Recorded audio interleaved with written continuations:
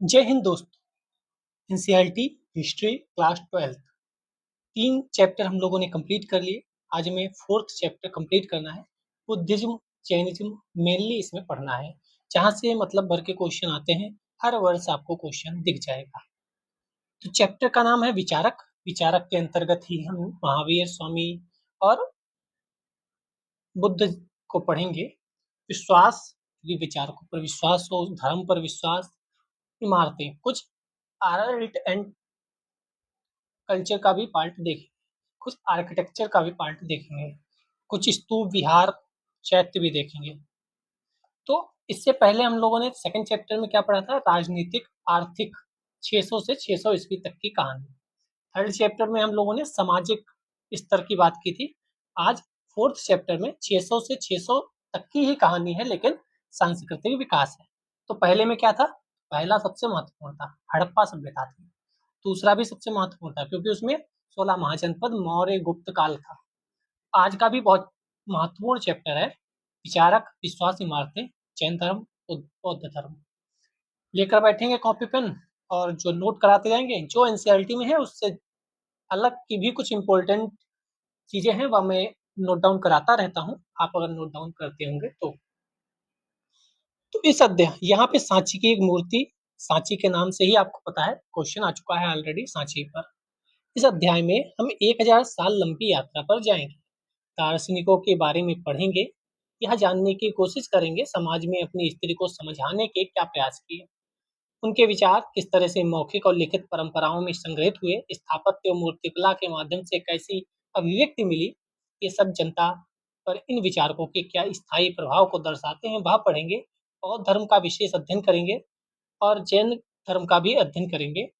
यह परंपरा अकेली विकसित नहीं हुई, दूसरी परंपराएं भी थी, वाद विवाद संवाद सब चलता रहा।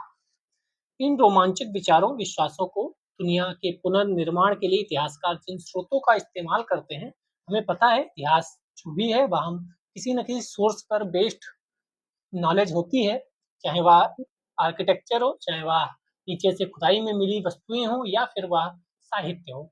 तो यहाँ पर बौद्ध, जैन और ब्राह्मण तीनों ग्रंथों के बारे में तो पढ़ेंगे ही, इसके अलावा इमारत और अभिलेख भी हैं जो साक्ष्य प्रस्तुत करते हैं।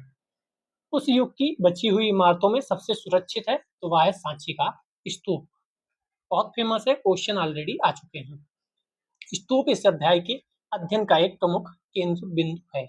इससे पहले हम लोगों ने सेकंड चैप्टर में अशोका के पिलर देखे थे, शिलालेख देखे थे, वह भी बहुत महत्वपूर्ण है। ये शाहजहां बेगम है। सांची की एक झलक, अब इनका फोटो क्यों दिया गया है, आइए पढ़ते हैं। भोपाल राज्य के प्राचीन अवशेषों में सबसे अद्भुत सांची कनखेड़ा की इमारतें हैं। भोपाल से 20 मील उत्तर पूर्व यानी भोपाल वाले एरिया में है। ठीक है, हमने उत्तर पूर्व एक पहाड़ी की तलहटी में ये है। हमने पत्थर की वस्तुओं, बुद्ध की मूर्तियों, प्राचीन तोरण द्वार का निरीक्षण किया। ये अवशेष यूरोप के सज्जनों को विशेष रुचिकर लगते हैं। मेजर अलेक्जेंडर कनिंघम एक हैं। आपने अलेक्जेंडर कनिंघम का नाम सुना है। इलाके में कई हफ्तों तक रुककर इन अवशेषों का निरीक्षण किया उन्होंने, और फिर अभिलेखों को पढ़ा और गुंबद नुमा ढांचे के बीचों बीच खुदाई शुरू कर दी। निष्कर्षों को एक अंग्रेजी पुस्तक में लिखा है।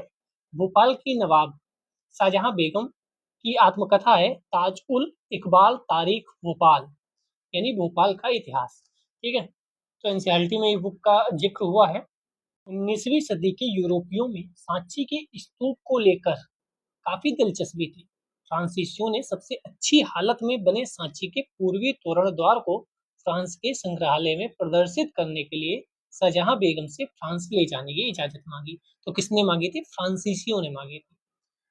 कुछ समय के लिए अंग्रेजों ने भी ऐसी ही कोशिश की। सौभाग्यवश फ्रांसीसी और अंग्रेज दोनों ही बड़ी सावधानी से बनाई प्लास्टर प्रतिकृतियों से संतुष्ट हो गए। इस प्रकार मूल कृति भोपाल राज्य में अपनी जगह पर ही रही, वरना चली गई होती। भोपाल के शासकों शाहजहां बेगम, उनकी उत्तराधिकार सुल्तान जहां बेगम ने इस प्राचीन स्थल के रख रखाव के लिए धन का अनुदान किया। आश्चर्य नहीं कि जॉन मार्शल ने सांची पर लिखे अपने महत्वपूर्ण ग्रंथों को सुल्तान जहां को समर्पित किया। सुल्तान जहां बेगम ने वहां पर एक संग्रहालय और अतिथिशाला बनाने के लिए अनुदान दिया। तो संग्रहालय बनाने के लिए किसने अनुदान दिया था? सुल्तान जहां बेगम ने। क्वेश्चन बता देगा कि अकबर ने सांची के स्तूप के पास संग्रहालय बनाने का अनुदान दिया था, या शाहजहां ने, या कुतुबुद्दीन ऐबक ने, या किसी और का। तो याद रखना, सुल्तान जहां बेगम ने किया था, ना कि कोई फेमस पर्सनालिटी। क्योंकि उनका इंसियरिटी में जिक्र है तो फेमस है, लेकिन हम लोगों के बीच पढ़ाई लिखाई करने वाले जो लोग हैं वह इतने ज्यादा, जितना अशोक, अकबर, शाहजहां फेमस है, उतना सुल्तान जहां बेगम नहीं फेमस है। तो ये याद रखिएगा, पॉइंट इंपॉर्टेंट है। वहां रहते हुए जॉन मॉर्सल ने उपयुक्त पुस्तकें लिखी। जॉन मॉर्सल ये सब कर रहे थे काम, ये भी महत्वपूर्ण है। इस पुस्तक के विभिन्न खंडों के प्रकाशन में भी सुल्तान जहां बेगम ने अनुदान दिया। इसलिए यदि यह स्तूप समूह बना रहा, इसके पीछे कुछ विवेकपूर्ण निर्णयों की भूमिका है। शायद हम इस मामले में भी भाग्यशाली रहे कि इस स्तूप पर किसी रेल ठेकेदार या निर्माता की नजर नहीं पड़ी। समझ सकते हैं आप रेल ठेकेदार क्या करते हैं, क्योंकि हम लोगों ने पहले चैप्टर में पढ़ा था ऑलरेडी। यह उन लोगों से भी बचा रहा जो ऐसी चीजों को यूरोप के संग्रहालयों में ले जाना चाहते थे। बौद्ध धर्म के इस महत्वपूर्ण केंद्र की खोज से आरंभिक बौद्ध धर्म के बारे में हमारी समझ में महत्वपूर्ण बदलाव आए। आज यह जगह भारतीय पुरातात्विक सर्वेक्षण के सफल मरम्मत और संरक्षण का जीता जागता उदाहरण है। तो ये संरक्षण में है। सांची का महान स्तूप, यदि आप दिल्ली से भोपाल की रेल यात्रा करेंगे तो एक पहाड़ी के ऊपर मुकुट जैसे इस खूबसूरत स्तूप को देखेंगे। सांची में छोटा सा स्टेशन है, 2 मिनट के लिए गाड़ी को रोक देंगे अगर उनसे रिक्वेस्ट करोगे, मतलब कह रहे हैं अगर देखना चाहते हो तो। ये बना हुआ है, ऊंचाई पर है थोड़ा सा। आखिर इस इमारत का क्या महत्व है, या टीला क्यों बनाया गया और इसके अंदर क्या है, ये सब हम अभी पढ़ेंगे। ठीक है, पृष्ठभूमि तो स्टार्टिंग से स्टार्ट करेंगे। यज्ञ और विवाद। ईसा पूर्व प्रथम सहस्त्राब्दी का काल विश्व इतिहास में एक महत्वपूर्ण मोड़ माना जाता है। ईरान में जरथुस्त्र जैसे चिंतक, चीन में खुंगत्सी, यूनान में सुकरात, प्लेटो, अरस्तु, भारत में महावीर और बुद्ध और कई अन्य चिंतकों का उद्भव हुआ। उन्होंने जीवन के रहस्यों को समझने का प्रयास किया, इंसानों विश्व व्यवस्था के बीच रिश्ते को समझने की कोशिश कर रहे थे। यही वह समय था जब गंगा घाटी में नए राज्य और शहर उभर रहे थे, महाजनपद, तो हम लोगों ने 2 और 3 चैप्टर में पढ़ा। मनीषी इन बदलते हालात को भी समझने की कोशिश कर रहे थे। अग्नि की प्रार्थना, तो ऋग्वेद में लिए गए 2 छंद हैं जिनमें अग्निदेव का आवाहन किया गया है। ठीक है, यज्ञों की परंपरा। तो यज्ञों की परंपरा आप जानते हैं, पूर्व वैदिक परंपरा जिनकी जानकारी 1500 से 1000 ईसा पूर्व में मिलती है, ऋग्वेद से मिलती है। हालांकि हड़प्पा सभ्यता में भी हम लोगों ने पहले चैप्टर में देखा था, कुछ अग्निकुंड जैसी चीजें मिली हुई हैं। यानी उससे पता चलता है कि शायद हड़प्पा सभ्यता में भी यज्ञ वगैरह हुआ करते थे। ऋग्वेद अग्नि, इंद्र, सोम कई देवताओं की स्तुति का संग्रह है। आप जानते हैं ऋग्वेद में सबसे ज्यादा जो मंत्र हैं या जो सुक्तियां हैं वो किसके लिए हैं, किस भगवान के लिए हैं। यज्ञों के समय इन स्रोतों का उच्चारण किया जाता था। लोग मवेशी, बेटे, स्वास्थ्य, लंबी आयु, इन सब की प्रार्थना करते थे। शुरू शुरू में यज्ञ सामूहिक रूप से किए जाते थे, बाद में कुछ यज्ञ घरों के मालिकों द्वारा किए जाने लगे। आपने सुना होगा राजसूय यज्ञ होता है, अश्वमेध यज्ञ होता है। ऐसे यज्ञ राजा लोग किया करते थे। अनुष्ठान के लिए ब्राह्मण पुरोहितों पर निर्भर रहना पड़ता था। नए प्रश्न क्या उठे, तो उपनिषदों ने, यहाँ सबसे क्वेश्चन आता है, उपनिषदों से क्वेश्चन आ चुका है, ऋग्वेद से क्वेश्चन आ चुका है, सबसे क्वेश्चन आ चुका है। उपनिषदों में पाई गई विचारधाराओं सोच से पता चलता है कि लोग जीवन का अर्थ, मृत्यु के बाद जीवन की संभावना और पुनर्जन्म के बारे में जानने के लिए उत्सुक है। यानी भाई पुनर्जन्म होता है कि नहीं, मृत्यु के बाद क्या होता है, जीवन का अर्थ क्या है, दुनिया किसने बनाई, पुनर्जन्म के अतीत के कर्मों के कारण होता है। ऐसे मुद्दों पर बहस हुआ करती थी। मनीषी परम यथार्थ की प्रकृति को समझने, अभिव्यक्त करने में लगे थे। वैदिक परंपरा से बाहर के कुछ दार्शनिक यह सवाल उठा रहे थे कि सत्य एक होता है या अनेक। लोग यज्ञों के महत्व के बारे में भी चिंतन करने लगे थे। यानी मेन बात क्या है, चिंतन हो रहा था, विचार विमर्श हो रहा था, वाद विवाद और चर्चाएं। समकालीन जो बौद्ध ग्रंथ थे उसमें 64 संप्रदायों या चिंतन परंपराओं का उल्लेख मिलता है कि 64 संप्रदाय थे। इसमें हमें जीवंत चर्चाओं, विवादों की एक झांकी मिलती है। यानी विवाद होते थे, चर्चाएं होती थी। दूसरी जगह घूम घूम कर अपने दर्शन या विश्व के विषय में अपनी समझ को लेकर एक दूसरे से सामान्य लोग तर्क वितर्क किया करते थे। ये चर्चाएं महत्वपूर्ण ये वर्ड है कुटागार शालाओं, यानी इसका अर्थ है नुकीली छत वाली झोपड़ी या ऐसे उपवनों में होती थी जहां घुमक्कड़ मनीषी ठहर सकते थे। ये टर्मिनोलॉजी के लिए वर्ड याद रखना। अरघट्ट आ सकता है तो कुटागार शाला भी आ सकता है। कुटागार शाला मतलब नुकीली छत वाली झोपड़ी। एक शिक्षक अपने प्रतिद्वंदी को अपने तर्कों से समझा लेता था तो वो अपने अनुयायियों के साथ उसका शिष्य बन जाता था। इसलिए किसी भी संप्रदाय के लिए समर्थन समय के साथ बढ़ता घटता रहता था। वही जिसकी बात समझ में आ गई वही गुरु। इनमें से कई शिक्षक जिनमें महावीर और बुद्ध शामिल हैं वेदों के प्रभुत्व पर प्रश्न उठाते हैं। जीवन के दुखों से मुक्त का प्रयास हर व्यक्ति स्वयं कर सकता था। यह समझ ब्राह्मणवाद से बिल्कुल भिन्न थी। ब्राह्मणवाद यह मानता था किसी व्यक्ति का अस्तित्व उसकी जाति और लिंग से निर्धारित होता था। तो यही सब वाद विवाद अभी हम पढ़ेंगे। छांदोग्य उपनिषद से भी क्वेश्चन आ चुका है। यहाँ पर संस्कृत भाषा में रचित लगभग 6वीं सदी ईसा पूर्व के छांदोग्य उपनिषद से 2 श्लोक दिए गए हैं। आत्मा की प्रकृति, मेरी यह आत्मा धान या यव या सरसों या बाजरे के बीज की गिरी से भी छोटी है। मतलब ये बताया गया आत्मा जो है वो बहुत छोटी है। कहा भी जाता है कि आत्मा किसी ने देखी नहीं तो कितनी छोटी होगी, हमारे शरीर के अंदर से निकल जाती है। मन के अंदर छुपी मेरी यह आत्मा पृथ्वी से भी विशाल, क्षितिज से भी विस्तृत और स्वर्ग से भी बड़ी है, इन सभी लोकों से भी बड़ी है।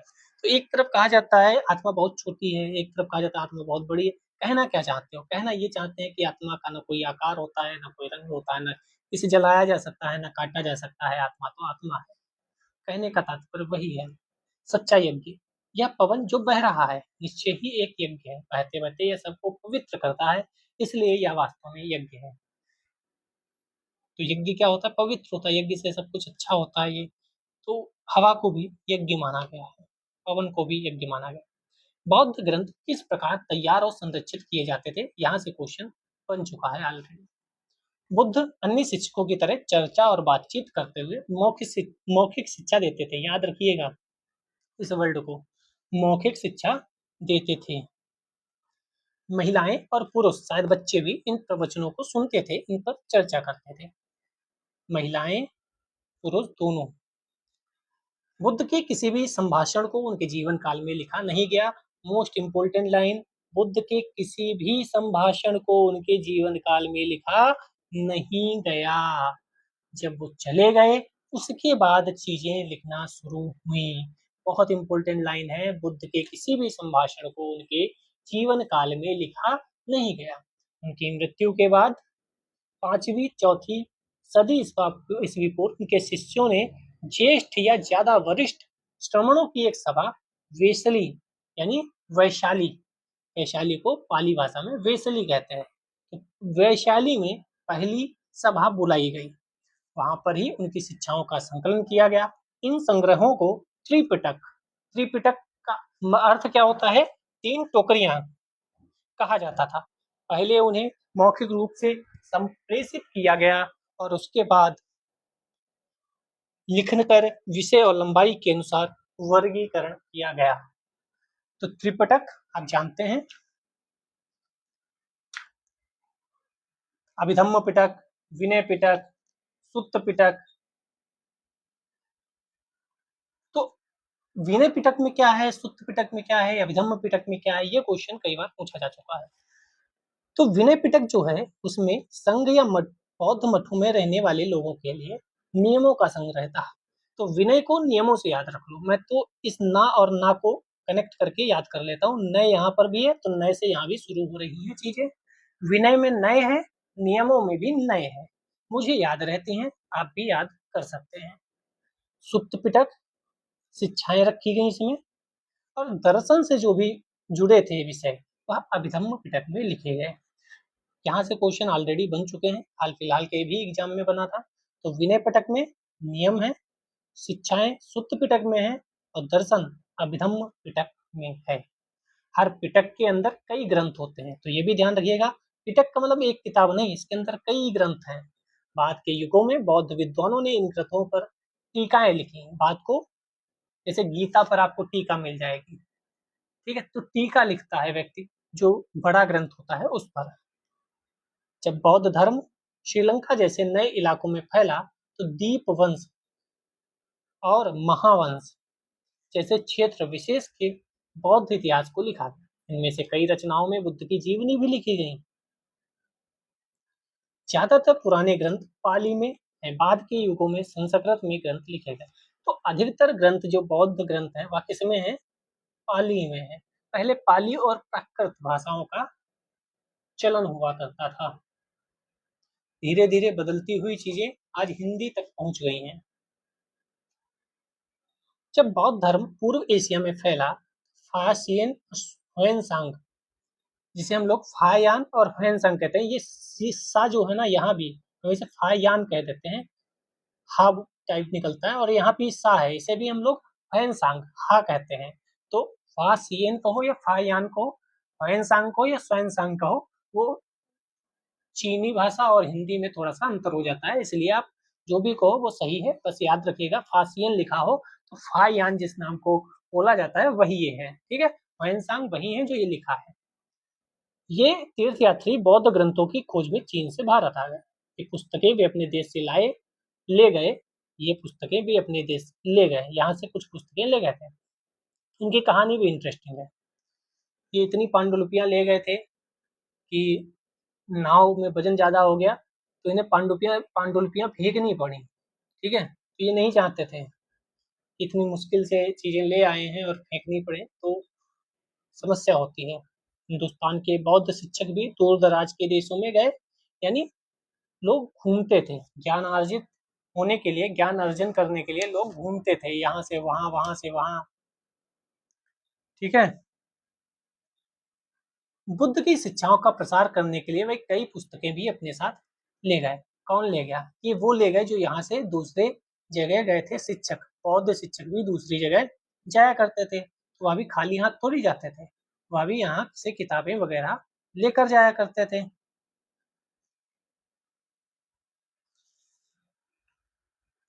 कई सदियों तक ये पांडुलिपियां एशिया के भिन्न भिन्न इलाकों में स्थित बौद्ध विहारों में संरक्षित रहीं। पाली में, संस्कृत में, चीनी भाषा में, तिब्बती भाषाओं में लिखे इन ग्रंथों से आधुनिक अनुवाद तैयार किए गए।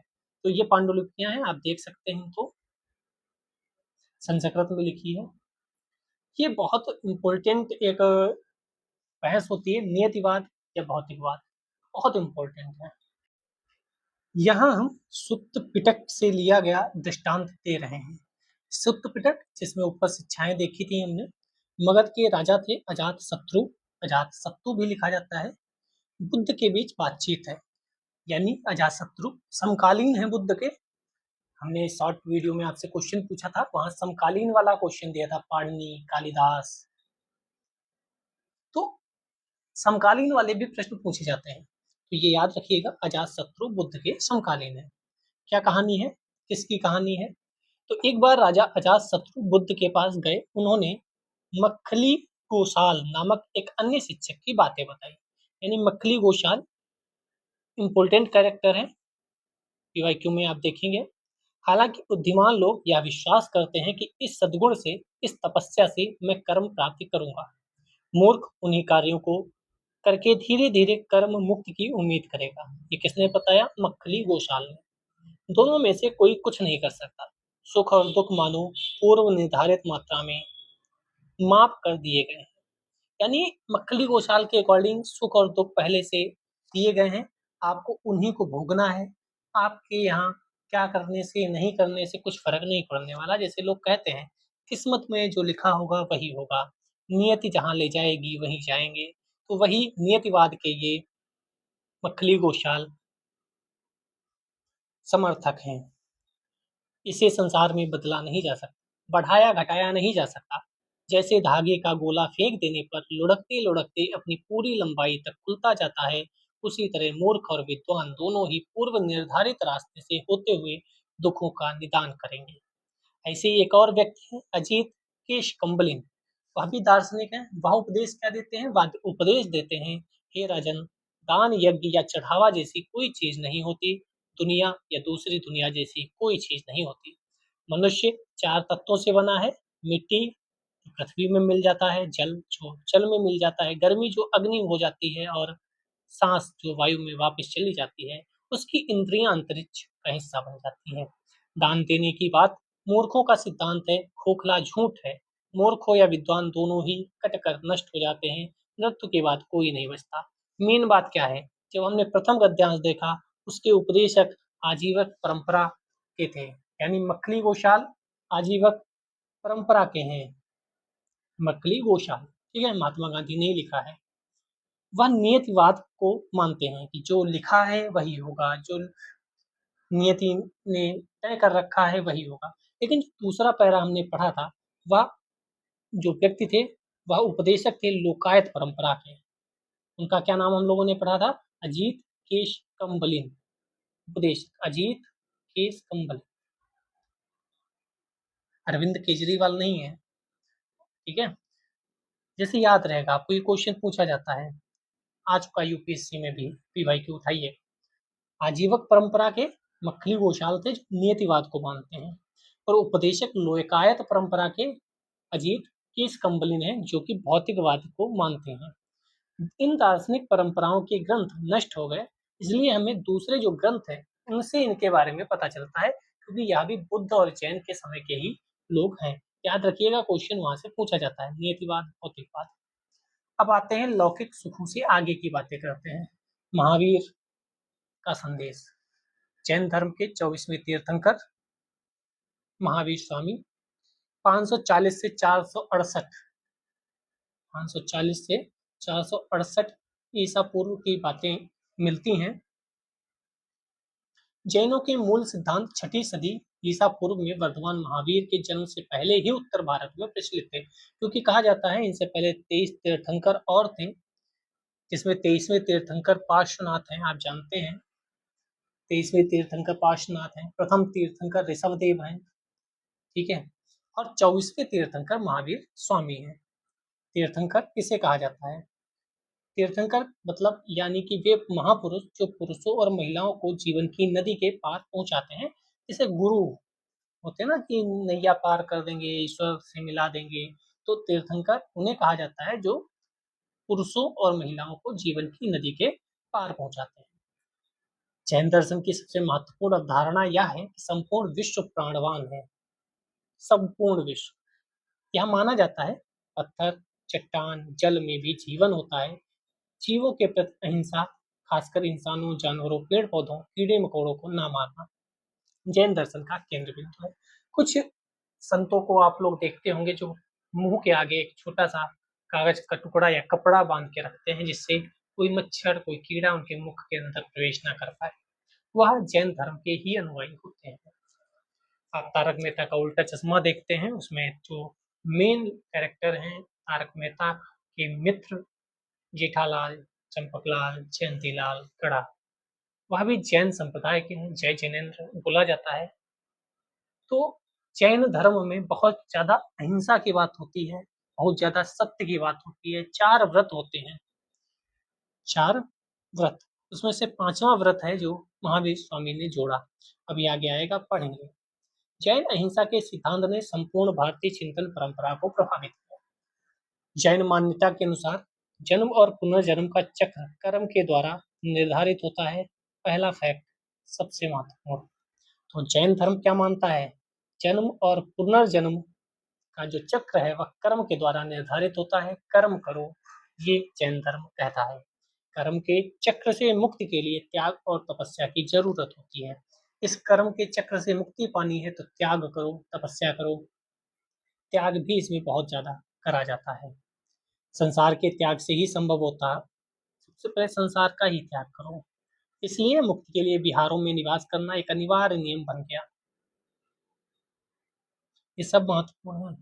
जैन साधु और साध्वी 5 व्रत करते थे। कौन कौन सी? एक तो हत्या ना करना, हत्या नहीं करनी किसी की, चोरी नहीं करनी है, झूठ नहीं बोलना है, ब्रह्मचर्य का पालन करना है, और धन संग्रह नहीं। हत्या ना करना मतलब अहिंसा। अगर अहिंसा लिखा जाए तब भी उसको गलत नहीं मानना है, अहिंसा। दूसरा है चोरी नहीं करना, का मतलब अस्तेय, अस्तेय। झूठ ना बोलना मतलब सत्य, सत्य बोलना। ब्रह्मचर्य और धन संग्रह न करना अपरिग्रह। तो अहिंसा, सत्य, अस्तेय, अपरिग्रह, ब्रह्मचर्य। ब्रह्मचर्य बाद को जोड़ा गया। त्रिरत्न की भी बात को कही जाती है। त्रिरत्न में क्या क्या आते हैं? एक तो आता है सम्यक ज्ञान, एक आता है सम्यक दर्शन, और एक आता है सम्यक चरित्र। सम्यक चरित्र के अंतर्गत ही ये 5 महाव्रत या अनुव्रत भी कहते हैं, उनका पालन कराया जाता है। सम्यक दर्शन का मतलब दर्शन, तो इसमें तीर्थंकरों के उपदेश है, और ज्ञान तो ज्ञान है। जैन धर्म के सिद्धांत है सम्यक ज्ञान में: अनेकांतवाद, सप्तभंगीय, रस्यावाद। ये लोग आत्मा को स्वीकार करते हैं कि नहीं? क्योंकि ये क्वेश्चन पूछा जाता है बुद्धिज्म और जैनिज्म को लेकर। तो ये आत्मा को स्वीकार करते हैं, आत्मा कण कण में स्वीकार है, इसीलिए तो यहाँ पे लिखा है कि सब में जीवन है, पत्थर, चट्टान, जल, सब में जीवन है, सब में आत्मा, कण कण में आत्मा। सृष्टि जो है उसे शाश्वत मानते हैं, सृष्टि शाश्वत है। अज्ञानता व कर्म फल को पुनर्जन्म का कारण मानते हैं, यानी ये पुनर्जन्म में भी विश्वास करते हैं कि आप अज्ञानता और ऐसे कर्म कर रहे हो जिसकी वजह से आपको पुनर्जन्म मिल रहा है। इस बंधन से मुक्त होने का एक ही इलाज है ज्ञान, तपस्या, कठोर तपस्या, निर्वाण प्राप्ति के लिए, मोक्ष, निर्वाण, कुछ भी कहो। संलेखना विधि, जहाँ गुप्त साम्राज्य के महान राजा दक्षिण में जाकर संलेखना विधि से देह त्याग करते हैं, यानी भूखा रहा जाता है, जब तक प्राण ना निकल जाए भूखे रहना है, संलेखना विधि।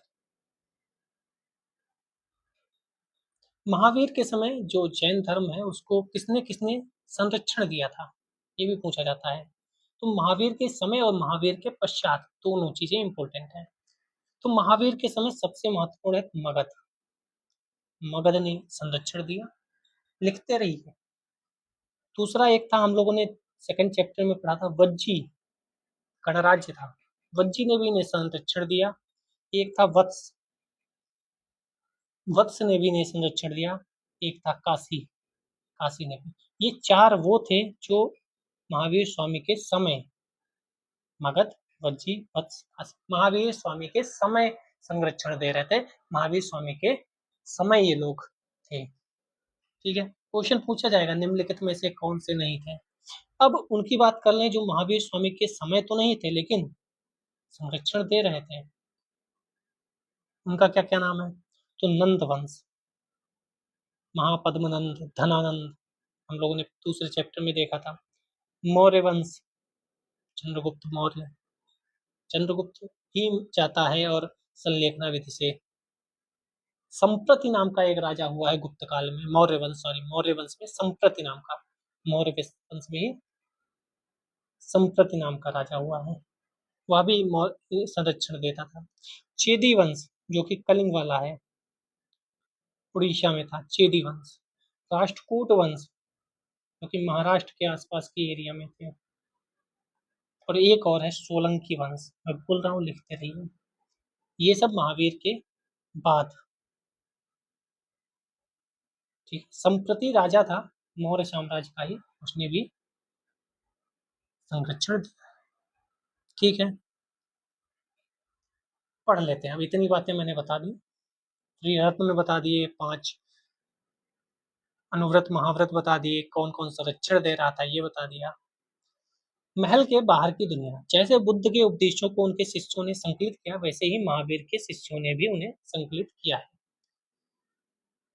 उपदेश कहानियों के रूप में प्रस्तुत किए जाते थे, क्योंकि कहानियों के रूप में आप लोगों को कड़े बांधे बैठे सकते हैं, उपदेश दोगे तो लोग भाग जाते हैं, जब मैं ही देने लगता हूँ आप इसके करके आगे बढ़ जाते हो। ठीक है, ये आम लोगों को आकर्षित करते हैं। यह उदाहरण उत्तराध्ययन सूत्र नामक एक ग्रंथ से ली गई है। क्वेश्चन देखो जाके किताबों पर कितना पूछा गया है बुद्धिज्म जैनिज्म के ग्रंथों पर, याद रखिए किससे संबंधित है। इसमें कमलावती नामक एक महारानी अपने पति को संन्यास लेने के लिए समझाती है, महारानी अपने पति को संन्यास लेने के लिए। अगर संपूर्ण विश्व और वहाँ के सभी खजाने तुम्हारे हो जाएं तब भी तुम्हें संतोष नहीं होगा। ना ही यह सारा कुछ तुम्हें बचा पाएगा हे राजन, जब तुम्हारी मृत्यु होगी। जब सारा धन पीछे छूट जाएगा तब सिर्फ धर्म ही और कुछ भी नहीं तुम्हें बचाएगा। जैसे एक चिड़िया पिंजड़े से नफरत करती है, वैसे ही मैं इस संसार से नफरत करती हूँ। मैं बाल बच्चे को जन्म ना देकर निष्काम भाव से, बिना लाभ की कामना से, बिना द्वेष के एक साध्वी की तरह जीवन बिताऊंगी। जिन लोगों ने सुख का उपभोग करके उसे त्याग दिया, वायु की तरह भ्रमण करते हैं, जहां मन करे स्वतंत्र उड़ते हैं, पक्षियों की तरह जाते हैं। इस विशाल राज्य का परित्याग करो, इंद्रिय सुखों से नाता तोड़ो, निष्काम अपरिग्रही बनो, पश्चात तेजमय हो, घोर तपस्या करो। ये समझा रही है, ये बताया जा रहा है कि देखो कितना महत्व महत्व था। अब जैन धर्म का विस्तार कैसे होगा? धीरे धीरे जैन धर्म भारत के कई हिस्सों में फैल गया। जैन विद्वानों ने प्राकृत, संस्कृत, तमिल जैसे अनेक भाषाओं में काफी साहित्य का सृजन किया। तो ये भी याद रखिएगा, सिर्फ प्राकृत में नहीं लिखा है। अभी हम लोगों ने बुद्धिज्म के जो ग्रंथ हैं पाली में बताए थे, मुख्यतः पाली में लिखे गए हैं, और इनके जो ग्रंथ हैं वह मुख्यतः प्राकृत में लिखे गए हैं। दोनों में अंतर ध्यान रखिएगा। हालांकि सभी आएगा तो हम गलत कर सकते हैं, क्योंकि सभी जरूरी नहीं, लेकिन अधिकतर तो हो ही सकता है। सैकड़ों वर्ष से इन ग्रंथों की पांडुलिपियां मंदिरों से जुड़े पुस्तकालयों में संरक्षित थी। ठीक है। धार्मिक परंपराओं से जुड़ी हुई सबसे प्राचीन मूर्तियों में जैन तीर्थंकरों के उपासकों द्वारा बनवाई गई मूर्तियां भारतीय उपमहाद्वीप के कई हिस्से में पाई गई हैं। ठीक है। जैन ग्रंथ की पांडुलिपि ऊपर आप देख रहे हैं, पांडुलिपि। बुद्ध और ज्ञान की खोज। अब चलते हैं बुद्ध की तरफ। जैन धर्म में और भी कुछ बताना है? हाँ, एक दो चीजें और नोट कर लो, यहाँ पे बता देते हैं। जैन धर्म दो पार्ट्स में डिवाइड हो गया था। एक भद्रभाव के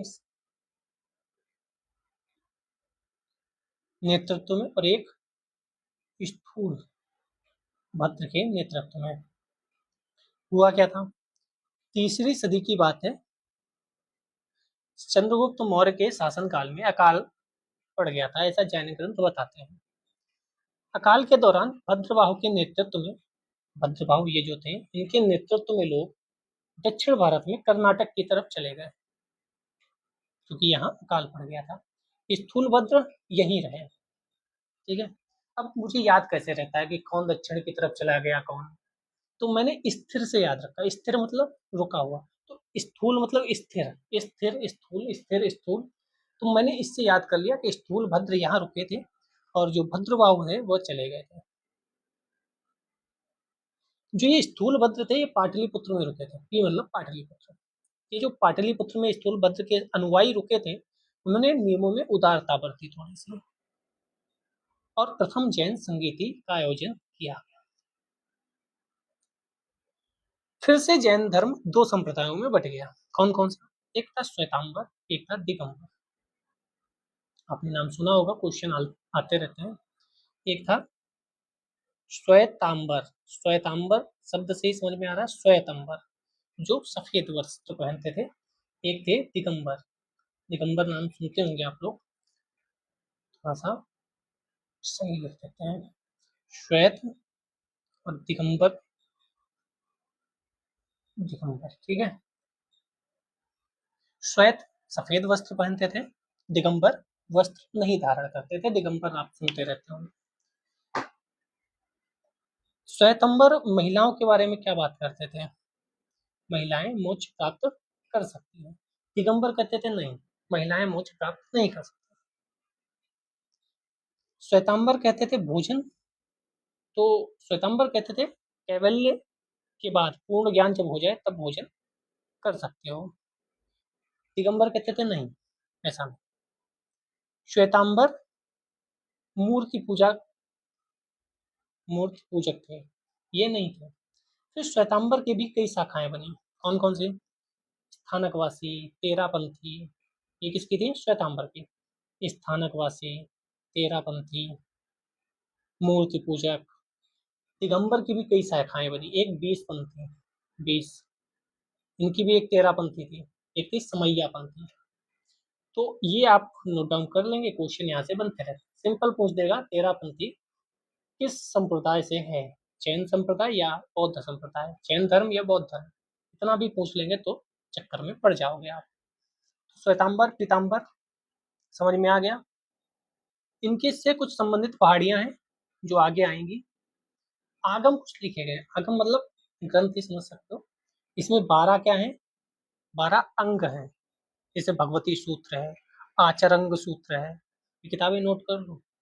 12 ही उपांग है, 12 अंग, 12 उपांग, 4 छेद सूत्र हैं और 4 मूल सूत्र हैं। ये सब क्या है, आगम। कितने, 32, 32 आगम है। 6ठी सदी ईस्वी में गुजरात के वल्लभी में जैन धर्म से संबंधित एक और संगीति हुई। दो संगीति हुई। आप बौद्ध धर्म में 4 पढ़ते हैं, यहाँ 2 पढ़ते हैं। एक 300 ईसा पूर्व जो पटना में, सॉरी पाटलिपुत्र में स्थूलभद्र के नेतृत्व में जो लोग रह गए थे वो किए, और दूसरा है 6ठी शताब्दी में, वह पल्लवी गुजरात में हुई। कहाँ हुई, गुजरात में। ध्यान रखिएगा दोनों, क्योंकि 4 जैन धर्म वाली बौद्ध धर्म की तो याद ही रहती है। ठीक है, इसमें कुछ पहाड़ियां हैं जो आगे आएंगी शायद। ठीक है, चलिए आगे बढ़ते हैं। अब बुद्ध की बात कर लेते हैं। बुद्ध और ज्ञान की खोज। बुद्ध उस युग के सबसे प्रभावशाली शिक्षकों में से एक थे। सैकड़ों वर्षों के दौरान उनके संदेश पूरे उपमहाद्वीप में और उसके बाद मध्य एशिया, चीन, कोरिया, जापान, श्रीलंका, म्यांमार, आज भी लोग मिल जाएंगे आपको, थाईलैंड, कंबोडिया, इंडोनेशिया, सभी जगह फैले थे। हम बुद्ध की शिक्षाओं के बारे में कैसे जानते हैं, इनकी पुनर्रचना का आधार क्या था? बौद्ध ग्रंथों का बहुत परिश्रम से संपादन, अनुवाद, विश्लेषण किया जाना। इतिहासकारों ने उनके जीवन के बारे में चरित्र लेखन से जानकारी इकट्ठा की। कई ग्रंथ बुद्ध के जीवन काल से लगभग 100 वर्ष के बाद लिखे गए। महान धर्म उपदेशक को याद को बनाए रखने की कोशिश की है। इन परंपराओं के अनुसार सिद्धार्थ बुद्ध के बचपन का नाम ही था। शाक्य कबीले के सरदार के बेटे थे। याद रखिएगा, शाक्य कबीले के सरदार के बेटे। जीवन के कटु यथार्थों से दूर, ये कहानी आपने सुनी होगी। ठीक है, उन्होंने अपना रथकार को उन्हें शहर घुमाने की बात की। 4 लोगों को देखा, एक वृद्ध व्यक्ति था, एक बीमार देखा, एक लाश को देखा और फिर एक सन्यासी को देख लिया। सब परेशान थे, सन्यासी मस्त था। सिद्धार्थ ने निश्चय किया कि सन्यास का रास्ता अपनाएंगे। कुछ समय के बाद महल त्याग कर वे अपने सत्य की खोज में निकल। तो ये ध्यान रखिएगा, 4 लोगों को देखा, 3 वृद्ध व्यक्ति, बीमार, लाश का, ये सब तो ऐसे ही। सन्यासी को देखा कि खुश है, कुछ खोने का ही नहीं बचा, कुछ पाने की चिंता नहीं, खोने की चिंता नहीं, तो उन्होंने गृह त्याग का निर्णय ले लिया। अमरावती आंध्र प्रदेश में बुद्ध को महल से जाते हुए दिखाया गया है। तो कहाँ है, अमरावती में। ऐसे ही निकलकर उन्हें ज्ञान नहीं प्राप्त हो गया। हम यूपीएससी में कुछ वर्ष व्यतीत करते हैं, हमें लगता है कि भगवान बहुत दिन हो गए, 2 साल हो गए, नौकरी नहीं लगी। ऐसे थोड़ी मिल जाता है, कुछ तपस्या करनी पड़ती है। बुद्ध की शिक्षाएं सुत्त पिटक में है, हम लोगों ने देखा था।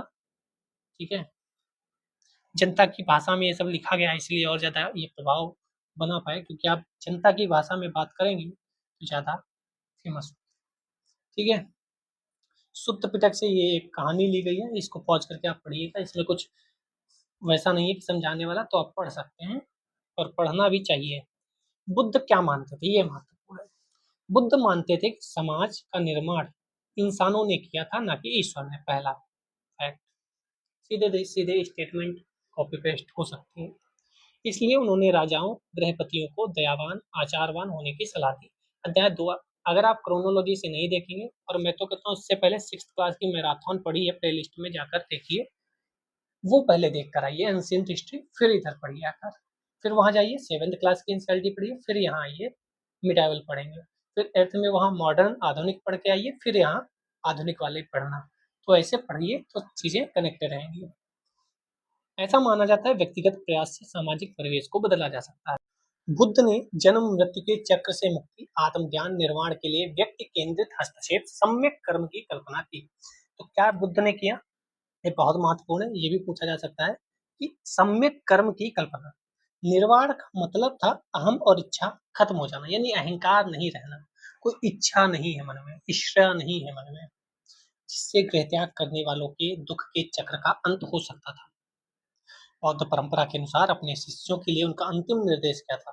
तुम सब अपने लिए खुद ही ज्योति बनो, क्योंकि तुम्हें खुद ही अपनी मुक्ति का रास्ता ढूंढना है। तो ये लाइन याद रखनी है। बुद्ध के अनुयायी कौन कौन थे? धीरे धीरे बहुत लोग बुद्ध के अनुयायी होते गए। कई भिक्षु हो गए। भिक्षुओं की एक संघ था जो धम्म के शिक्षक बन गए। श्रमण एक सादा जीवन बिताते थे। श्रमण के बारे में शायद क्वेश्चन आ भी चुका है। ये दोनों श्रमण श्रमण शायद पिछली बार या उससे पिछली बार श्रमण आ चुका है क्वेश्चन। श्रमण पे क्वेश्चन आ चुका है। उनके पास जीवन यापन के लिए आवश्यक अति आवश्यक चीजों के अलावा कुछ नहीं होता, जैसे कि दिन में एक बार उपासकों से भोजन दान पाने के लिए वे एक कटोरा रखते थे। चूंकि वे दान पर निर्भर थे, इसीलिए उन्हें भिक्षु कहा जाता था। शुरू शुरू में सिर्फ पुरुष ही संघ में सम्मिलित हो सकते थे, ये लाइन याद रखिएगा। बाद में महिलाओं को भी अनुमति मिल गई। बौद्ध ग्रंथों के अनुसार बुद्ध के प्रिय शिष्य आनंद और एक उपाली थे। आनंद ने बुद्ध को समझाकर महिलाओं के संघ में आने की अनुमति प्राप्त की। पूछा जाता है किसने अनुमति मांगी थी? आनंद ने मांगी थी। सबसे प्रमुख शिष्य थे। बुद्ध की उपमाता महाप्रजापति गौतमी संघ में आने वाली पहली मुनि थी। तो गौतमी जो थी वह पहली महिला थी जो इसमें आई। परिवार के सदस्य ही थी गौतमी। उपमाता महाप्रजापति गौतमी। कई स्त्रियां जो संघ में आई वे धम्म की उपदेशिकाएं बन गई। आगे चलकर थीरी बनी। थीरी क्या है? जिसका मतलब है ऐसी महिलाएं जिन्होंने निर्वाण प्राप्त किया। थीरी शब्द अभी तक नहीं आया, पूछा जा सकता है। ऐसी महिलाएं जो निर्वाण प्राप्त कर लेती थी थीरी कहलाती। सामाजिक वर्गों से आए कई लोग, राजा, धनवान, दास, कर्मकाज, सब लोग आते थे। एक बार संघ में आ जाने पर सभी को बराबर माना जाता था, ना कोई राजा ना कोई रंग, सब बराबर। क्योंकि भिक्खु भिक्खुनी बनने पर उन्हें अपनी पुरानी पहचान त्याग देनी पड़ती थी। आप कौन? भिक्षुक। आप कौन? भिक्षुक। थीरी गाथा सुत्त पिटक में भिक्षुनियों द्वारा रचित छंदों का संकलन किया गया है। ये भी ध्यान रखिएगा, सुत्त पिटक में किया गया है या विनय पिटक में, ये पूछा जा सकता है। जल ले जाने वाली स्त्री मथुरा में एक दृश्य है, कहाँ है ये पूछा जा सकता है, तो मथुरा याद रखिएगा। ठीक है, कहानी पढ़ लेना, आपकी बुक में दी गई है। ऐसे विनय पिटक में भिक्षुनों और भिक्षुनियों के लिए नियम थे, मैंने बताया। जब कोई भिक्षु एक नया कंबल या गलीचा बनाएगा तो उसे उसका प्रयोग कम से कम 6 वर्षों तक करना पड़ेगा। हम एक पेंट शर्ट एक वर्ष नहीं पहन पाते हैं। 6 वर्ष से कम अवधि में वह बिना भिक्षुओं की अनुमति के एक नया कंबल या गलीचा बनवाता है, तो चाहे उसने अपने पुराने कंबल गलीचे को छोड़ दिया हो या नहीं, नया कंबल उससे ले लिया जाएगा और उसे अपराध स्वीकार करना होगा।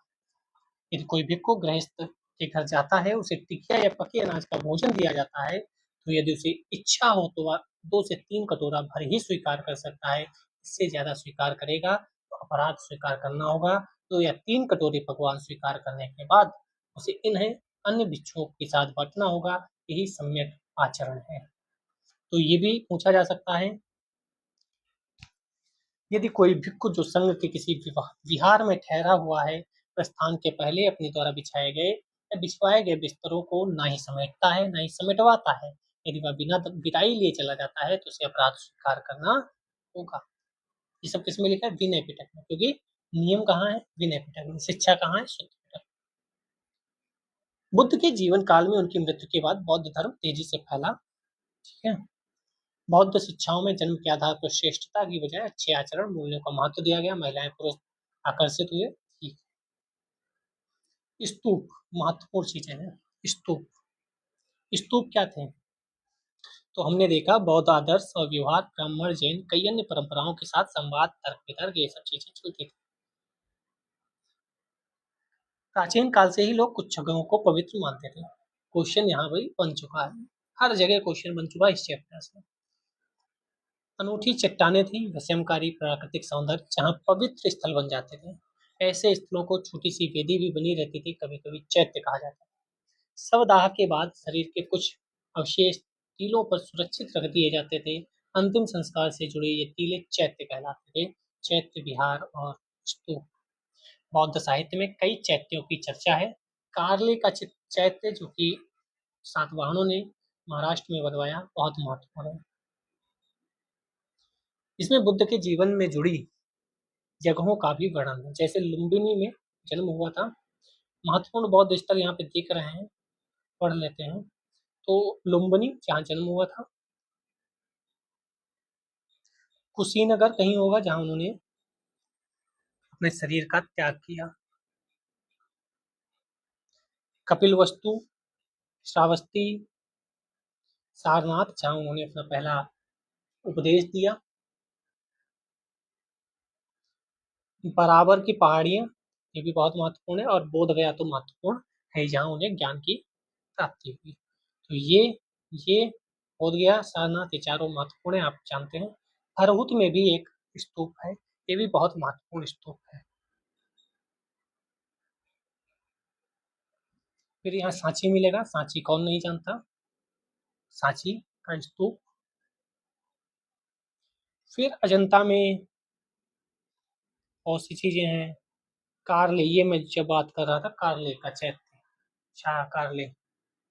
अमरावती और नागार्जुन कोंडा से भी क्वेश्चन आ चुके हैं, तो ये सब बहुत इंपॉर्टेंट है। अगर मैं नदी के किनारे बात करूं तो हो सकता है नदी के किनारे पूछ लिया जाए, तो सारनाथ वाराणसी में है तो गंगा के किनारे होगा, ठीक है। बाकी कोई ये वाला पूछा जा सकता है, नागार्जुन कोंडा अमरावती दोनों कृष्णा नदी के किनारे हैं। और अमरावती तो बहुत ज्यादा फेमस है क्योंकि राजधानी है आंध्र प्रदेश की, कृष्णा नदी के तट पर, ठीक है। सांची नर्मदा और तापी के बीच में, ठीक है। मैप समझ में आ गया होगा। ज्ञान प्राप्त किया वो बोध गया है, मैंने बता दिया। और प्रथम उपदेश सारनाथ में दिया। निर्माण कुशीनगर में प्राप्त हुआ, ये भी मैंने बता दिया। अशोक ने लुम्बिनी की अपनी यात्रा की याद में एक स्तंभ बनवाया था, जो हमने सेकंड चैप्टर में देखा था, आपको याद होगा। अब आते हैं स्तूप में। स्तूप क्यों बनाए जाते थे? ऐसी कई अन्य जगहें थी जिन्हें पवित्र माना जाता था। इन जगहों पर बुद्ध से जुड़े कुछ अवशेष, जैसे उनकी अस्थियां या उनके द्वारा प्रयुक्त सामान गाड़ दिए जाते थे। इन तीनों को स्तूप कहा जाता था, ये ध्यान रखिएगा, पूछा जा चुका है।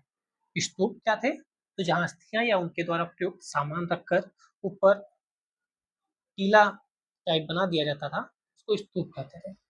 स्तूप बनाने की परंपरा बुद्ध से पहले की रही होगी, ये क्वेश्चन कॉपी पेस्ट हुआ है, लेकिन वह बौद्ध धर्म से जुड़ गई। यही क्वेश्चन पूछा गया था कि स्तूप बनाने की परंपरा बौद्ध धर्म में शुरू। तो ये क्वेश्चन गलत था, स्टेटमेंट, सॉरी, पहला स्टेटमेंट यही था, स्टेटमेंट गलत था, क्योंकि स्तूप पहले से बनते आ रहे थे। मैंने पीवाईक्यू की सीरीज कराई है, कमेंट सेक्शन में जाइए, पिन है प्लेलिस्ट, उसको देख लीजिए। डिस्क्रिप्शन में भी है पीवाईक्यू की प्लेलिस्ट, सारे पीवाईक्यू कराए हैं एक्सप्लेनेशन के साथ, और एक्सपेक्टेड क्वेश्चन क्या बन सकते हैं वो भी कराए हैं कि यहाँ से बन सकता है नया क्वेश्चन, जैसे अरघट्ट पे नया क्वेश्चन पूछ लिया गया वैसे मैंने बताए हैं। तो वहाँ ये आ चुका है कि स्तूप बनाने की परंपरा बुद्ध के समय या बुद्ध काल से शुरू हुई, तो यहीं से क्वेश्चन था, सीधे सीधे एनसीईआरटी से कॉपी पेस्ट होती हैं चीजें। चूंकि उनमें ऐसे अवशेष रहते थे जिन्हें पवित्र समझा जाता था, इसीलिए समूचे स्तूप को ही बुद्ध या बौद्ध धर्म के प्रतीक के रूप में प्रतिष्ठा मिली। बुद्ध काल में फेमस हुआ, प्रसिद्धि मिली, लेकिन पहले से चलता आ रहा था। अशोकावदन नामक एक बौद्ध ग्रंथ है, ये भी क्वेश्चन पूछा जा चुका है कई एग्जाम्स में। बुद्ध के अवशेषों के हिस्से हर महत्वपूर्ण शहर में बांट कर उनके ऊपर स्तूप बनाया गया, चाहे वह भरूच हो, सांची हो, सारनाथ हो। स्तूप कैसे बनाए गए? तो स्तूपों की वेदिकाओं, स्तंभों पर मिले अभिलेखों से इन्हें बनाने और सजाने के लिए दान का पता चलता है। दान किसने दिया? जैसे मैंने सातवाहन का अभी जिक्र किया था, कारले का जो चैत्य है, कारले का जो स्तूप है। सांची के तोरण द्वार का हिस्सा हाथी दांत का काम करने वाले शिल्पकारों के दान से बनाया गया था। हाईलाइट है, इसका मतलब महत्वपूर्ण है। महिला पुरुष सभी ने दान दिया, अभिलेखों में उनका नाम है, गांव शहर का नाम बताते हैं, पेशा रिश्तेदारों के नाम बताते हैं, मतलब सब लोगों ने सहयोग किया। स्तूप की संरचना कैसी है? तो संस्कृत अर्थ है टीला। टीला यानी स्तूप यानी गोलाकार। लखनऊ में आप आएंगे तो डॉक्टर भीमराव अंबेडकर पार्क, जिसमें कई हाथी बने हुए हैं, नदी के किनारे, गोमती नदी के किनारे वहाँ पर बना हुआ है। आप जा सकते हैं। धीरे-धीरे इसकी संरचना ज़्यादा जटिल हो गई। चौकोर और गोल आकार संतुलन बन गया। अंडे के ऊपर एक हर्मिका होती थी। अभी चित्र होगा उसको देखेंगे। यह छज्जे जैसा ढांचा देवताओं के घर का प्रतीक था। हर्मिका से एक मस्तूल निकला था जिसे यष्ट कहते थे और अक्सर एक छतरी लगी होती थी। सांची का अभिलेख है। ऐसे सैकड़ों अभिलेख भरूच और अमरावती में भी मिले हैं। चारों ओर वेदिका होती थी। अभी चित्र देखेंगे। ये देखो बना हुआ है चित्र। इस टाइप का कुछ होता था। सांची के महास्तूप की योजना ये बना हुआ है। ये ऐसे बना है, ठीक है। और वेदिका मतलब चारों तरफ। सांची भरूच के प्रारंभिक स्तूप बिना अलंकरण के हैं, ये भी ध्यान रखिएगा। लिख देगा पहला स्टेटमेंट। सांची और भरूच में स्तूप मिले हैं। दूसरा स्टेटमेंट, या बहुत ही बढ़िया अलंकरण के साथ मिले हैं। तो ये बिना अलंकरण के मिले हैं, याद रखिएगा। ये इससे क्वेश्चन घुमाता है। सिवाय इसके कि उनमें पत्थर की वेदिकाएं और तोरण द्वार। ये पत्थर की वेदिकाएं किसी बांस के या काठ के घेरे के समान थी। चारों दिशाओं में खड़े तोरण द्वार पर खूब नक्काशी की गई थी। ये भी ध्यान रखिएगा, नक्काशी जरूर मिलती है। उपासक पूर्वी तोरण द्वार से प्रवेश करके टीले को दाईं तरफ रखते हुए दक्षिणावर्त परिक्रमा करते थे। पूर्वी ओर से प्रवेश करते थे, दक्षिणावर्त परिक्रमा करते थे। टीले को दाईं तरफ रखते थे। कहीं से भी क्वेश्चन बन सकता है। दाएं का बाएं, दक्षिणावर्त का वामावर्त, पूर्वी का पश्चिमी, उत्तरी दक्षिणी, कहीं से क्वेश्चन बन सकता है। फिर आप कह नहीं सकते नहीं बनाता। एनसीईआरटी है, क्वेश्चन बन सकते हैं। क्योंकि क्वेश्चन कठिन बनाने को आता है तो कुछ भी बना देते हैं, सरल बनाने को आता है तो सीधे पूछ देंगे स्तूप कहाँ पाए जाते हैं, उसमें ऑप्शन होगा सांची। ठीक है। तो ऐसे भी सरल क्वेश्चन पूछे जाते हैं और कट टफ भी पूछे जाते हैं। मानो भी आकाश में सूर्य के पथ का अनुकरण कर रहे हो ऐसा लगता है। स्तूप के टीले पर भी अलंकरण और नक्काशी की जाने लगी बाद में।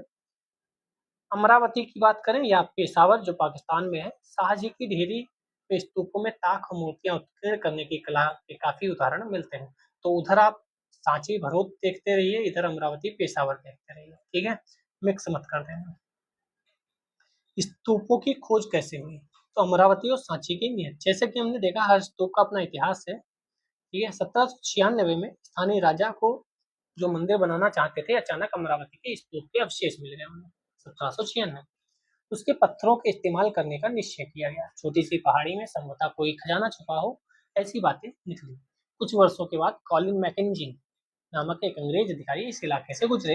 हम अध्याय 7 में पढ़ेंगे क्योंकि ये modern history sorry medieval history का पार्ट है। उन्होंने कई मूर्तियां पाई और उनका विस्तृत चित्रांकन भी किया।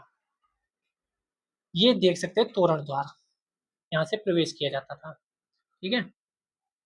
यहाँ पे आप देखेंगे कई चित्र बने हुए हैं। ये आपको चित्र दिख रहा होगा, ये दिख रहे होंगे चित्र, यहाँ भी दिख रहा होगा, यहाँ भी दिख रहा होगा। कितना अलंकार है, कितना मेहनत से चीजें बनाई गई हैं। तो फिर कमिश्नर ने अमरावती की यात्रा की, पत्थर जमा किए, मद्रास ले गए। उनके नाम पर एलियट संगमरमर के नाम से जाना जाता था, ठीक है। मेन बात है यहाँ से चीजें ले जाई गई, वहां जांच पड़ताल की गई। सांची क्यों बच गया जबकि अमरावती नष्ट हो गया? तो अमरावती की खोज थोड़े पहले हो गई थी। विद्वान इस बात का महत्व को नहीं समझ पाए। पुरातात्विक अवशेष को उठाकर ले जाने की बजाय खोज की जगह पर ही संरक्षित करना कितना महत्वपूर्ण था। 1818 सांची की खोज हुई। 3 तोरण द्वार तब भी खड़े थे, चौथा वहीं गिर गया था। किला भी अच्छी हालत में था। तोरण द्वारों को पेड़े से लंदन भेज दिया गया। अतः कई कारणों से सांची का स्तूप वहीं बना रहा, आज भी बना हुआ है। अमरावती का महाचैत्य अब सिर्फ एक छोटा सा किला है जिसका सारा गौरव नष्ट हो चुका है। क्या हुआ ऐसा कोई जानकारी नहीं है। तोरण का एक हिस्सा आप देख सकते हैं, वो भी ऊपर भी देखा था। अब मूर्ति कला आप देखो ना, कितना मतलब कितना बारीकी से काम हुआ है। ये देखो कितना बारीकी से काम हुआ है। अब हमने अभी भी पढ़ा कि किस तरह से स्तूपों से मूर्तियों को यूरोप ले जाया गया। ऐसा इसलिए हुआ क्योंकि जिन लोगों ने मूर्तियों को देखा उन्हें यह खूबसूरत मूल्यवान लगी। मूर्तियों को ध्यान से देखें, सच में कितना खूबसूरत लग रहा है। पत्थर में गढ़ी कथाएं, आपने ऐसे घुमक्कर कथावाचकों को देखा होगा जो अपने साथ कपड़ों या कागज पर बने चित्रों के को लेकर घूमते थे। जब वे कहानी कहते थे तब वे इन चित्रों को दिखाते थे। मूर्तिकला अंश में उसकी झोपड़ी, पेड़ों वाले ग्रामीण दृश्य का चित्रण दिखता था। वे शांतर जातक से लिया गया है। दानी राजकुमार, ठीक है, इतना इम्पोर्टेंट नहीं है, लेकिन ये देखो क्या मतलब गजब का बना हुआ है। उत्तरी तोरण द्वार का हिस्सा है ये, तोरण द्वार का हिस्सा है। क्या गजब बना हुआ है, गजब। उपासना के प्रति बौद्ध मूर्तिकला को समझने के लिए कला इतिहासकारों को बौद्ध के चरित्र लेखन के बारे में समझ बनानी पड़ी। बौद्ध चरित्र लेखन के अनुसार एक वृक्ष के नीचे ध्यान करते हुए बुद्ध को ज्ञान प्राप्ति हुई, ये बताया जाता है। प्रारंभिक मूर्तिकारों ने बुद्ध को मानव रूप में न दिखाकर उनकी उपस्थिति प्रतीकों के माध्यम से दर्शाने का प्रयास किया गया।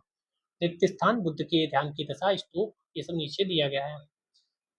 दाईं ओर बोधि वृक्ष की पूजा, स्तूप की पूजा, धर्म चक्र प्रवर्तन, ये तीनों देख सकते हो यहाँ। और यहाँ स्तूप दिख रहा है, यहाँ वृक्ष दिख रहा है, हाँ बोधि वृक्ष, ये बोधि वृक्ष है, ये स्तूप की पूजा है, ये धर्म चक्र प्रवर्तन, ये चक्र टाइप का बना हुआ आपको दिख रहा होगा। जो पेड़ है वह पेड़ नहीं है, वह बुद्ध के जीवन की एक घटना का प्रतीक है, ठीक है। लोक परंपराएं, सांची में उत्कीर्णित बहुत सी अन्य मूर्तियां शायद बौद्ध मत से सीधी जुड़ी नहीं थी, सुंदर स्त्रियां भी मूर्तियों में उत्कीर्णित हैं, आपने इस मूर्ति में देखा। तोरण द्वार के किनारे पेड़ पकड़कर झूलती हुई दिखती हैं ये वाली। शुरू शुरू में विद्वान इस मूर्ति के महत्व के बारे में असमंजस में थे, त्याग तपस्या से कोई रिश्ता नहीं आता है, साहित्यिक परंपराओं के अध्ययन से वे समझ सके। संस्कृत भाषा में वर्णित साल भंजिका की मूर्ति है, ध्यान रखिएगा, साल भंजिका की मूर्ति। लोक परंपरा में यह माना जाता है स्त्री द्वारा छुए जाने से वृक्षों में फूल खिल उठते थे, फल होने लगते थे, ऐसा लगता है कि यह एक शुभ प्रतीक माना जाता था, इस कारण स्तूप के अलंकरण में प्रयुक्त हुआ। शाल भंजिका की मूर्ति से पता चलता है लोग बौद्ध धर्म में आए, उन्होंने बुद्ध पूर्व और बौद्ध धर्म से दूसरे विश्वासों तथा धारणाओं से बौद्ध धर्म को समृद्ध किया। ठीक है, सांची की मूर्तियों में पाए गए प्रतीक चिन्ह निश्चय ही परंपराओं से हो रहे हैं। जानवरों के कुछ बहुत खूबसूरत उत्कीर्ण यहाँ पाए गए हैं। कौन कौन से जानवर? हाथी, घोड़ा, बंदर, गाय, बैल। हालांकि सांची में जातकों से ली गई जानवरों की कई ही कहानियां हैं, ऐसा लगता है यहाँ पर लोगों को कैसे जानवर, ठीक है। कमल दल, हाथियों के बीच, ये सब भी चीजें ये वाला दिख रहा है सांची में ही। अतीत से प्राप्त चित्र, ये गजलक्ष्मी आपको दिख रहा होगा। पत्थर की कलाकृतियां लंबे समय तक सुरक्षित बच जाती हैं क्योंकि पत्थर गल नहीं पड़ जाते, इसलिए आसानी से उपलब्ध हो जाते हैं, ठीक है। गुफाओं की दीवारों पर बने चित्र अजंता में आप देख सकते हैं, चित्रकारी अजंता के चित्र जातकों की कथाएं दिखाते हैं। राज दरबार की जीवन, शोभा यात्राएं, स्त्री पुरुष त्योहार मनाने के चित्र, ये सब चीजें वह दिखाते हैं, ठीक है। अजंता से एक चित्र है, बैठे हुए व्यक्ति, उनके सिर पर गौर कीजिए। सांची में ही सर्प का भी चित्र है, ठीक है। लोकप्रिय देवी गजलक्ष्मी, ये भी ऊपर वाले में हम लोगों ने देखा था, ठीक है। जेम्स फर्गुसन ने सांची को वृक्ष और सर्प पूजा का केंद्र माना था। ये भी एक बार पूछा लिया गया था दो तीन नाम देकर कि ये कौन थे, इतिहासकार थे या कवि थे या ऐसा कुछ था उसमें, क्वेश्चन 2024 वाले में पूछा गया था शायद। ये मथुरा से बुद्ध की मूर्ति मिली है, बहुत फेमस है, इनके कपड़ों पर विशेष ध्यान दिलाया जाता है, ठीक है। कहाँ से मिली ये ध्यान रखिएगा, मथुरा से, पहली सदी की बुद्ध मूर्ति। नई धार्मिक परंपराएं आई, महायान और हीनयान में ये टूट गए। कब टूटे थे? तो जब इनकी बौद्ध संगीति हुई थी वहाँ दो भागों में, एक महायान बन गया, एक हीनयान बन गया। हीनयान निम्न मार्ग था, महायान उन्नत मार्ग था। हीनयान मूर्ति पूजा तीर्थ यात्रा में विश्वास नहीं करता था, महायान करता था। बौद्ध धर्म के जो हीनयान वाले हैं वह ग्रंथ पाली भाषा में लिखे गए हैं, मैंने ऊपर बताया भी था पाली प्राकृत। और जो महायान है उनके ग्रंथ संस्कृत भाषा में लिखे गए हैं, ठीक है। हीनयान के भी फिर प्रमुख संप्रदाय बने, महायान यहाँ है तो पहले महायान के संप्रदाय देख लो, क्वेश्चन पूछा जा चुका है। एक माध्यमिक शून्यवाद है, बहुत पूछा जाता है, शून्यवाद, माध्यमिक शून्यवाद। इसके जो कर्ता धर्ता थे या इसके जो प्रमुख व्यक्ति थे वह थे नागार्जुन। नागार्जुन का शून्यवाद इस नाम से भी पूछा जाता है। दूसरा था विज्ञानवाद, असंग थे उसके जानकार, क्या नाम था? योगाचार या विज्ञानवाद, असंग। असंग व्यक्ति थे, संप्रदाय था योगाचार या विज्ञानवाद, ठीक है। और नागार्जुन का कौन सा था, शून्यवाद, माध्यमिक शून्यवाद। फिर 8वीं सदी में आते आते एक वज्रयान भी बना, जो कि तिब्बत, विक्रमशिला, तांत्रिक विद्या से संबंधित था वज्रयान। वज्रयान भी बहुत महत्वपूर्ण है, याद रखिएगा, वज्रयान मतलब तांत्रिक विद्या से संबंधित था। 8वीं सदी में, गुप्त के बाद, हर्षवर्धन के बाद, बहुत बात को ये आया, ठीक है। ईसा की प्रथम सदी बौद्ध अवधारणाओं व्यवहार में बदलाव नजर आने लगा तो ये दो पार्ट्स हुए। चिंतन की इस नई परंपरा को महायान के नाम से जाना जाता है। चीन लोगों ने विश्वासों को अपनाया, उन्होंने पुरानी परंपरा को हीनयान नाम से संबोधित किया। तो मैंने बता ही दिया था आपको, मूर्तियों की पूजा इस परंपरा का एक महत्वपूर्ण अंग बन गई। महायान तीर्थ यात्रा और मूर्ति पूजा, इस पर विश्वास करते थे। मूर्ति पूजा पूछा जाता है, महायान मूर्ति पूजा करते थे, लेकिन हीनयान विरोध करते थे, मूर्ति पूजा नहीं करते थे। हीनयान या थेरवाद, ये भी शब्द पूछा जा चुका है। महायान के अनुयायी दूसरी बौद्ध परंपरा के समर्थकों को हीनयान के अनुयायी कहते थे। पुरातन परंपरा के अनुयायी खुद को थेरवादी कहते थे, पुरानी परंपरा को, ठीक है। पौराणिक हिंदू धर्म का उदय, विष्णु का 12 अवतार जिसमें उन्हें पृथ्वी देवी को बचाते हुए दिखाया गया है, लगभग 6वीं शताब्दी, एहोल, कर्नाटक में एहोल है, अजंता, एलोरा, ऐसे एहोल है, वहां से मिली हुई है, ठीक है। मुक्तिदाता की कल्पना सिर्फ बौद्ध धर्म तक सीमित नहीं थी, विश्वास अलग ढंग से परंपराओं में विकसित हुआ। हिंदू धर्म के नाम से जाना जाता है वैष्णव और हिंदू परंपरा, जिसमें विष्णु को सबसे महत्वपूर्ण देवता माना जाता है। शैव परंपरा, जिसमें शिव जी को माना जाता है, था क्या। लेकिन आजकल वैष्णव और शैव परंपरा इतनी ज्यादा वो नहीं है। आजकल भगवान विष्णु को जो मानते हैं वो शिव को भी मानते हैं, दुर्गा माता को भी मानते हैं, सबको मानते हैं। ऐसे ही जो विष्णु को मानते हैं वो शिव को, दुर्गा माता, गणेश जी सबको मानते हैं, ठीक है। तो वही भगवान अलग अलग रूपों में अवतार लेते थे, ये सब हम लोगों को पता है, इसलिए कोई पढ़ने की आवश्यकता नहीं है, ठीक है। ठीक है, उसमें कोई महत्वपूर्ण तो नहीं है। ये महाबलीपुरम तमिलनाडु में दुर्गा की एक मूर्ति है। ऊपर पुराणों में बहुत कुछ पाया जाता है। महिलाएं और शूद्र जिन्हें वैदिक साहित्य पढ़ने सुनने की हिम्मत नहीं थी, पुराणों को सुन सकते थे। ये इम्पोर्टेंट है, याद रखिएगा, पुराणों को बस सुन सकते थे। और हाँ, मंदिर में एक गर्भगृह होता है जहाँ मेन मूर्तियां रखी होती हैं, जो मुख्य भगवान विराजमान होते हैं, वो गर्भगृह कहा जाता है। तो गर्भगृह होता है, उसके ऊपर शिखर होता है, ठीक है। आप जानते हैं गर्भगृह के ऊपर सबसे ऊंचा, अधिकतर बार सबसे ऊंचा होता है वो शिखर होता है, ठीक है। हमने दूसरे वाले में भी पढ़ा था, बहुत महत्वपूर्ण चीज है। ये देवगढ़ का एक मंदिर है। मंदिरों की दीवार पर भित्ति चित्र अधिकतर मिलते हैं। सभा स्थल, ऊंची दीवारें, तोरण भी दिखाए जाते थे। विस्तृत हम अध्याय 7 में पढ़ेंगे बढ़िया से, ठीक है। यहाँ शेषनाग पर विष्णु मूर्ति देवगढ़ में है, सैया पर विश्राम कर रहे हैं। बराबर की मूर्तियां बिहार में है, बहुत महत्वपूर्ण है। 3री सदी में अशोक के आदेश से आजीवक संप्रदाय के संतों के लिए बनाई गई थी। यह परंपरा अलग अलग चरणों में विकसित होती थी। 8वीं सदी के कैलाशनाथ मंदिर में नजर आता है, पूरी पहाड़ी काटकर उस मंदिर का रूप दे दिया गया था। ताम्रपत्र अभिलेख एलोरा के प्रमुख तक्षक द्वारा इसका निर्माण समाप्त करने के बाद आश्चर्य को व्यक्त करता है, हे भगवान, ये मैंने कैसे बनाया। मतलब बहुत बढ़िया चीजें बनी थी। कैलाशनाथ मंदिर एलोरा में है, एक चट्टान को काट कर तैयार किया गया है, ये आप देख सकते हैं। इतना विशाल है क्योंकि यहाँ पर आपको मनुष्य टहलते हुए दिख जाएंगे, जो कि कितने छोटे दिख रहे हैं। तो आप समझ सकते हो कितना विस्तार करके बनाया गया। चट्टान को काट कर ये सब अलंकृत करना, मतलब ब्रिलियंट। और हम कुछ अन्य चीजों को बढ़िया बढ़िया कहते रहे जीवन भर।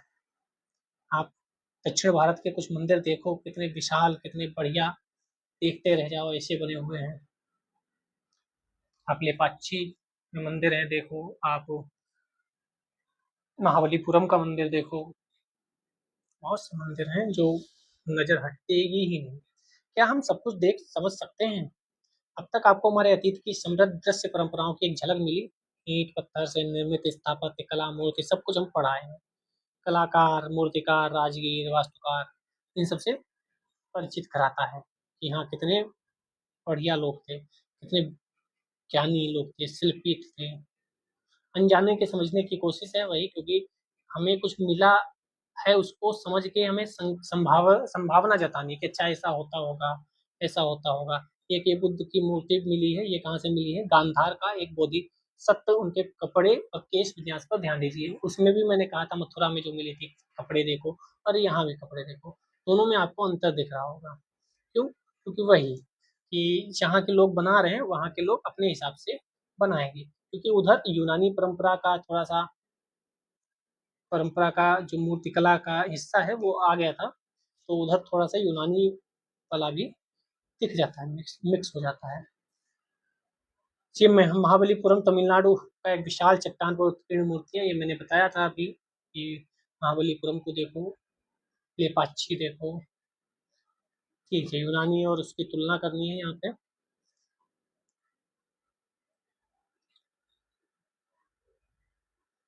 ठीक है, क्या क्या चित्रण है? बहुत कुछ चित्रण है।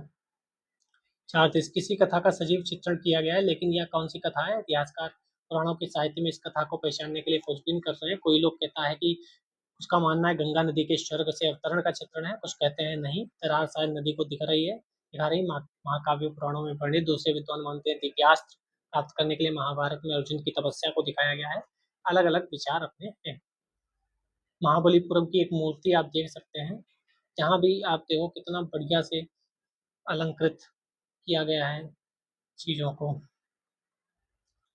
लाइक कमेंट शेयर कर ही दिया होगा, आज के लिए इतने रखते हैं, लेकिन ये इंपॉर्टेंट है, ये देख लो एक बार। वैदिक परंपराएं कब से कब तक थी? 1500 से 1000 तक। फिर उत्तर वैदिक परंपरा आई, 1000 से 500। अगर खाली वैदिक पूछा जाए तो आप 1500 से 500 लिखेंगे। उसमें पहले प्रारंभिक वैदिक है जिसमें ऋग्वेद आता है, फिर उत्तर वैदिक है जिसमें सामवेद, अथर्ववेद और यजुर्वेद आता है। ठीक है, तो पूरा 100 वर्षों का, सॉरी 1000 वर्षों का है, लेकिन 500 प्रारंभिक ऋग्वेद वाले और 500 उत्तर वेद वाले। फिर जैन धर्म, बौद्ध धर्म, उपनिषद, ये सब आए 6ठी सदी में। फिर स्तूप आए 3री सदी में। स्तूप पहले भी थे लेकिन फेमस यहाँ हुए। महायान, वैष्णववाद, शैववाद, ये सब आए, सबसे पुराने मंदिर आए। ठीक है, कौन कहाँ क्या खोजा ये इम्पोर्टेंट इतना नहीं है, लेकिन हाँ हड़प्पा सभ्यता वाले में ज़्यादा इम्पोर्टेंट था। एच कोल का नाम थोड़ा बहुत आता है, राजेंद्र लाल का नाम बहुत आता है। जॉन मार्शल का नाम तो आपने पढ़ा ही होगा, जॉन मार्शल।